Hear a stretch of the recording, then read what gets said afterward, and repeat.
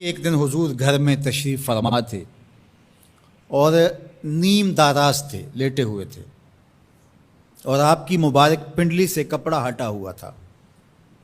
مرد کا پردہ گھٹنوں سے لے کر کے ناف تک ہے۔ فاستاذن ابو بکر فاذن لہ، تو حضرت ابو بکر رضی اللہ تعالیٰ عنہ آئے، حضور نے کہا آ جائیے۔ وہو تلک الحال، اور آقا کریم اسی حالت میں بیٹھے ہوئے تھے۔ فتحدث، وہ بیٹھے اور حضور سے ہم کلام ہوئے۔ ثم استاذن عمر، پھر حضرت عمر آئے، انہوں نے اذن طلب کیا تو حضور نے کہا آ جائیے، اور حضور اسی حالت میں تشریف فرما رہے۔ فتحدث، وہ بھی بیٹھے اور گفتگو چلتی رہی۔ ثم استاذن عثمان، پھر حضرت عثمان کی آواز آئی، حضور میں اندر آ سکتا ہوں؟ فجلس رسول اللہ صلی اللہ علیہ وسلم، حضور سیدھے ہو کے بیٹھ گئے۔ وسوى ثيابه، اور جلدی جلدی اپنی پنڈلی کے اوپر کپڑا ڈال دیا۔ جب یہ لوگ چلے گئے، حضرت ابو بکر رضی اللہ تعالیٰ عنہ بھی، حضرت عثمان بھی، حضرت عمر رضی اللہ تعالیٰ عنہم چلے گئے۔ قالت عائشہ رضی اللہ تعالیٰ عنہ، حضرت عائشہ فرماتی ہیں میں نے کہا حضور ابو بکر آئے تو آپ بیٹھے رہے، جنبش نہیں کی، کپڑا سیدھا نہیں کیا۔ حضرت عمر آئے تو آپ اسی حالت میں رہے اور باتیں چلتی رہیں، لیکن جب عثمان آئے تو پھر آپ ایک دم اپنا کپڑا سیدھا کرنے لگے اور اٹھ کے بیٹھ گئے۔ تو سنو میرے حضور نے کیا جواب دیا۔ کہا میں اس سے حیا نہ کروں جس سے اللہ کے فرشتے بھی حیا کرتے ہیں۔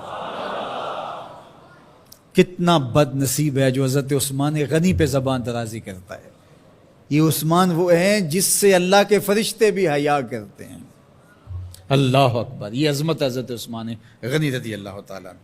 فرماتے ہیں حضرت مرہ بن قاب رضی اللہ تعالیٰ عنہ، حضور نے فتنوں کا ذکر کیا، فرماتے ہیں فمر رجل مقنع فی ثوب، ایک شخص گزرا اور اس نے اپنے سر کے اوپر چادر اوڑی ہوئی تھی، وہ چادر سے اپنے چہرے کو ڈھانپا ہوا تھا۔ فرمایا جب فتنے ہوں گے اور بہت فتنے اتریں گے تو یہ شخص جو گزر رہا ہے، یہ چادر اوڑے جا رہا ہے، یہ اس دن حق پہ ہوگا، یہ ہدایت پہ ہوگا۔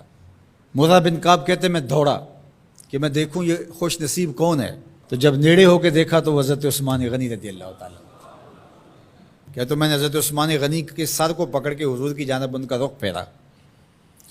فقلت ھذا، میں نے کہا حضور یہ؟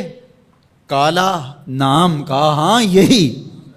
حضور نے حضرت عثمان غنی رضی اللہ تعالیٰ عنہ کی طرف اشارہ کر کے کہا جب فتنے بہت زیادہ ہو جائیں گے تو یہ شخص اس فتنوں کے زمانے میں مظلوماً شہید کیا جائے گا۔ تو حضرت عثمان غنی رضی اللہ تعالیٰ عنہ پر 40 دن تک پانی بند رہا، اپنے گھر میں معصور ہو کے رہ گئے، سخت اذیتیں کاٹیں۔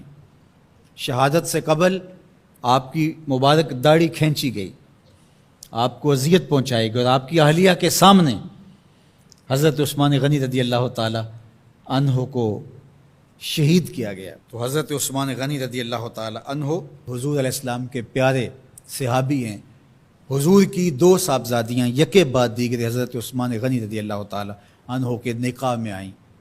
آپ کے بہت سارے نمایاں وصف ہیں جن میں حضور کا 2 مرتبہ داماد بننا، اور پھر فرمایا اگر میری اور بھی صاحبزادیاں ہوتی تو میں عثمان سے نکاح کر دیتا، اور پھر ذوالہجرتین 2 ہجرتیں، حبشہ کی جانب اور مدینہ المنورہ کی جانب، پھر شہادت کا اعزاز، اولین مسلمانوں میں ان کا شمار ہے، 10 مبشرہ میں ان کا شمار ہے، 4 خلفائے راشدین کے اندر ان کا 3را نمبر ہے۔ جمع قرآن اور نشر قرآن کی سعادت اللہ نے ان کے حصے میں رکھی۔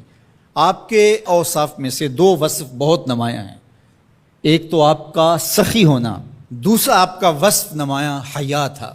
تو آج حضرت عثمان غنی رضی اللہ تعالیٰ عنہ کی ان صفتوں کو، حیا کو اپنے کلچر میں فروغ دینے کی ضرورت ہے، اپنی معاشرت میں فروغ دینے کی ضرورت ہے۔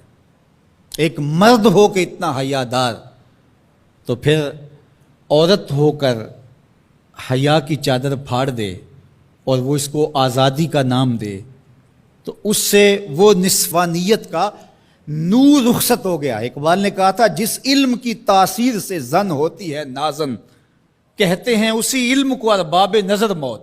تو حضرت عثمان غنی رضی اللہ تعالیٰ عنہ حیا اور سخاوت کے بہرے بے کراں تھے۔ بزرگوں کی سیرت اس لیے بیان کی جاتی ہے کہ ان کے نقوش پا کو اختیار کرنے کا جذبہ پیدا ہو۔ ان کا ذکر کرنا اس امت پر قرض ہے، اور ان کی